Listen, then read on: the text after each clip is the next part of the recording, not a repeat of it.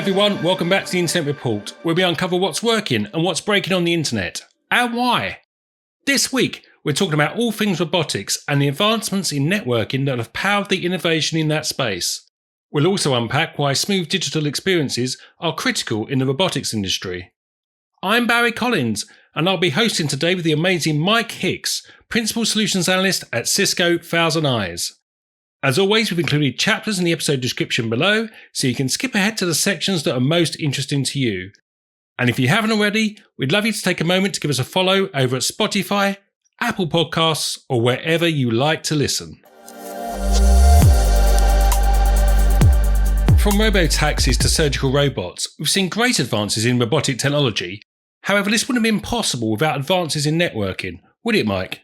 So robotaxis have moved from this novelty to accepted safe travel. I remember a few years ago, a colleague of ours actually sort of sending me a video of her sitting in the back of this autonomous vehicle as it drove down the road, sort of drove her into work there. And that was actually really kind of cool. But that was really nothing to do with networking. That was about the basic driving. Now that happens with the onboard sensors and the local processing. Now where the networking becomes critical is in that bigger picture. So real-time traffic optimization, coordinating with smart traffic lights, fleet management, and route adjustments. So if you think about it, if there's a major accident and the vehicle needs information instantly to reroute, that's when the network becomes critical. Or software updates. The vehicles are constantly learning and improving, but that knowledge sort of needs to be shared across the entire fleet. The analogy I drive here is we're thinking about the Formula One cars when they're going around. They're sort of having this constant telemetry coming back to make the adjustments, relying on that network. It's not quite the same when we're talking across normal road traffic there, but it has the same implications.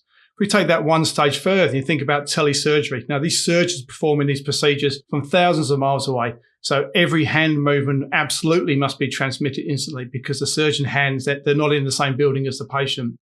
So these advances, as you say, aren't just driven by robotics alone. Communication networks have played a crucial role to sort of enable this whole ecosystem to interact together rather than just having sort of smart individual machines operating. So the network really is the difference between a robot that can do its job versus a robot that can do its job optimally as part of this coordinated ecosystem. What steps must organisations take to help ensure that their IoT networks are indeed lossless?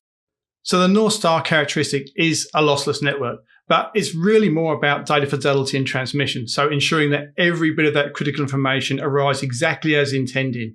So it's a two-part equation, really. So we have the reliability of the hardware, so the routers, the switches, the fiber optics, the cables, the cellular base stations, then plus that assurance of bringing that all together.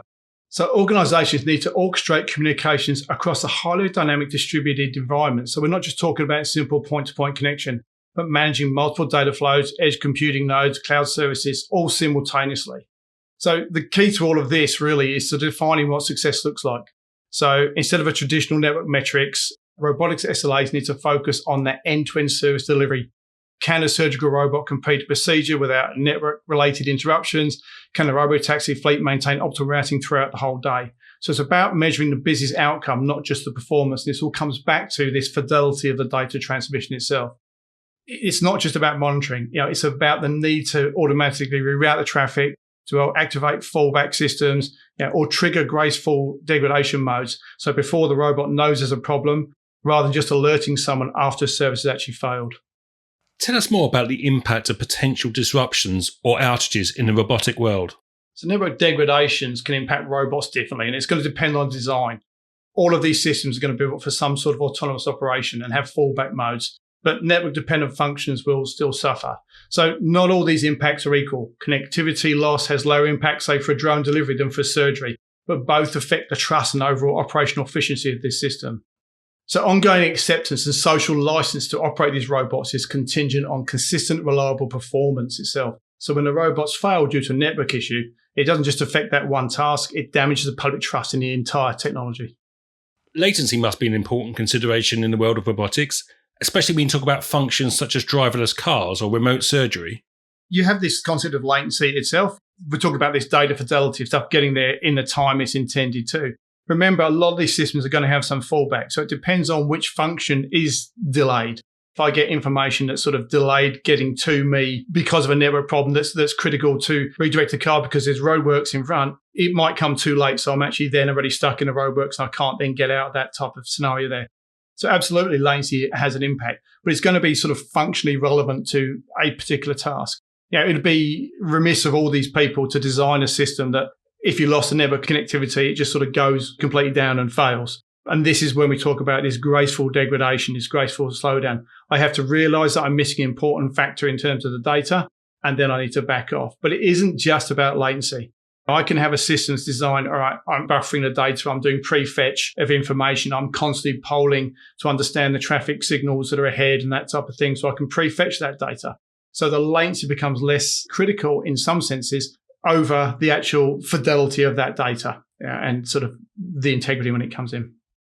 Driverless cars are of course reliant on mobile networks, which must bring a whole new set of challenges in terms of assurance, fallback and latency. Yeah, it does. And again, you've got to remember that the functions themselves, we're not going to rely on something to do automatic braking. That's going to be within the vehicle itself. I can't have this problem coming in there, but I do have a network connected into that car for these other systems. And what if I do have then some critical update that needs to be pushed down to that car? It might just be a road update, it might be something with the engine management system or something like that. If there's that sort of delay, you're right. And now I'm talking across a distributed network. I'm talking about a wireless network. I'm then talking about a on-the-move vehicle, potentially, that sort of needs to be updated at that time. Now, you actually see, again, when you design these systems, there's stuff that comes into play where we actually assess the criticality of what needs to be downloaded, and then we'll actually wait till it's sort of stationary so we can have some sort of guarantee over it. So there's sites of checks and balances in place. And then if sort of going back right to my past in there where you had standby configurations, they also have the ability to sort of roll over to stuff within the vehicle itself. Where it then becomes sort of critical, and if you think about these functions, we talk about the surgical stuff where we're driving the arms to perform some surgical procedure there, then that obviously has different criticality. And then that place when we're talking about is the graceful degradation. And obviously, this isn't done completely without any human oversight. At that point, then we'd have sort of people in the room where it's actually taking place, just not the skilled surgeon. What challenges are there for monitoring these robotic devices? There's quite a few challenges. You have to think essentially we're dealing with a distributed architecture and we're effectively dealing with distributed users at this point. Some of these are going to be in fixed places. Some of them are going to be moving. If we're talking about vehicles, we might be going to remote locations, and we're certainly having this disparate global one. So the data sources or the input we might need won't necessarily always be local. Now, as we said, a lot is going to be autonomous, but I have to have that balance between the two, and I have to have this network connectivity. We then start to consider the environmental conditions. In some situations, we're going to have sort of different environmental conditions. There's the example of the manufacturing robot who's actually sort of checking humidity, therefore to assess whether it's having an impact on the quality of the materials that they're actually using there. I had one situation where an organization was using autonomous forklifts controlled on a wireless network to go and sort of shift the stuff around. And we had this degradation in performance where we'd actually lose control of the forklifts at different times of the year. And it took a long while to actually work out that what was happening was the Wi-Fi signal was being absorbed by the milk powder that was in the building itself. As the milk powder went down, the signal was able to bounce off the walls effectively and so you could communicate. But when we were actually fully stocked in this warehouse, then the forklift had trouble moving around because the wireless signal was going weak in one particular area where it was going from there. So these outside conditions you have to do. So I have to be able to understand what part of that plays as well. If we take the autonomous from a robot perspective up into the mine sites or those types of things, again, we can shut down a whole site because we have some sort of condition where the Wi-Fi signal is sort of weak and gone down. So I need to consider the overarching performance together to sort of bring everything into play. So it's not just essentially monitoring end to end. It's about monitoring all those nested dependencies and all those dependent systems that come down onto that. And as we move into this agentic world, where I'm actually going out to seek other information, I don't know where they are. I don't no longer have a fixed destination where I'm actually getting data from. I might be spilling up a different tool where I need to actually pull that information from based on a certain set of characteristics that are occurring at that moment in time. Be that weather, be that time of day, be that location, have different geographic boundaries. So all of these now have to be taken into consideration. I can no longer look at it in a silo effectively, even for one individual service delivery chain. I have to look at this from a holistic perspective. I'm having a mesh of these interconnected dependencies. Some of them might actually be sort of a disparate dependency, but all of this is going to be relied on to make everything work. And these are all going to be connected in some way or form by a network. be that within the wireless network, be that some LTE, be that 5G, then going out obviously into the internet from a structure perspective. What do you think is next on the horizon for robotics? And what will NetOps teams need to keep in mind in this new reality? So the question now is really, what can robotics achieve next? And the key to unlocking most of those use cases is going to be really that trust in the performance and that trust in the connectivity. We need to be able to trust that this robot or this IoT device is actually going to be able to perform the action that we're actually asking it to do. But we're also then moving towards this agentic robot. So systems that sort of dynamically seek out different information sources, then adapt their behavior and even negotiate with other systems to accomplish these goals. And this starts to add in more complexity, more network, more data to be able to do that. So, think of robots that sort of just don't follow instructions, but actively query sort of multiple data sources to learn from their environment and make an autonomous decision, essentially, about what information they need.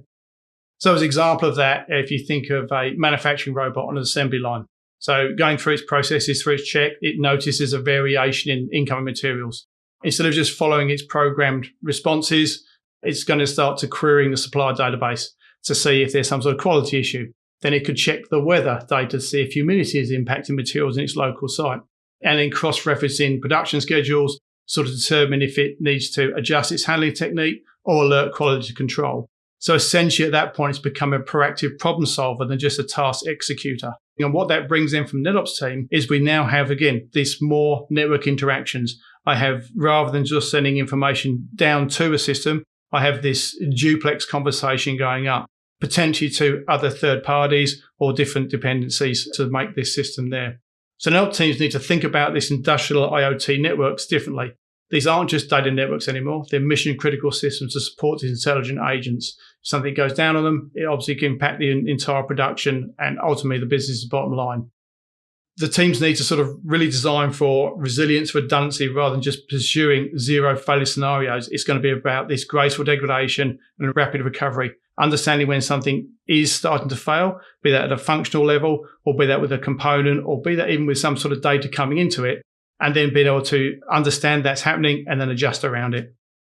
And looking beyond the robotics space, are there any takeaways for organisations in other industries?